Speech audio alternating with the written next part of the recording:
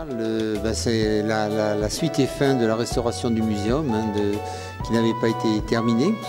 Nous l'avons conçu, disons, avec des temps forts. Tout d'abord, la descente de l'escalier, qui essaie de représenter l'échelle du temps et la position des différents événements qui ont ponctué l'apparition de la vie sur Terre.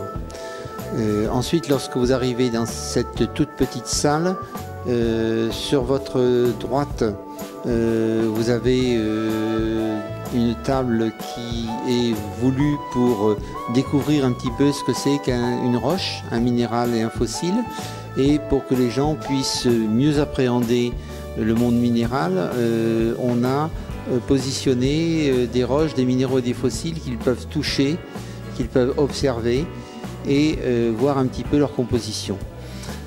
Sur votre gauche, cette fois-ci, nous avons essayé de montrer la beauté du monde minéral avec une trentaine de pièces assez exceptionnelles, dont une partie nous a été prêtée par le musée de minéralogie de l'École des mines de Paris. Et l'autre partie, bien sûr, ça appartient à La Rochelle.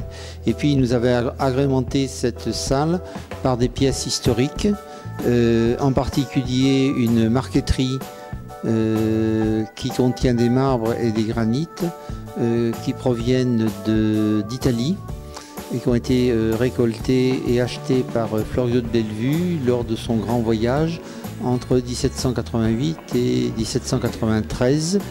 Et qui correspondent un petit peu aux grands marbres typiques qui furent utilisés dans les monuments italiens.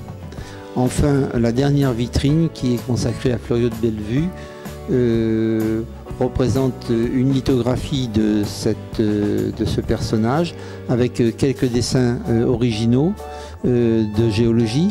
Et sur l'autre partie de la vitrine, nous avons repris les acquisitions qu'il fit à la fin du XVIIIe, au début du XIXe, de modèles cristallographiques, tout d'abord en terracotta et ensuite en bois. Et ce sont des collections historiques. Et nous terminons la salle par la météorite de Jonzac qui est tombée en 1719 et dont nous possédons un morceau.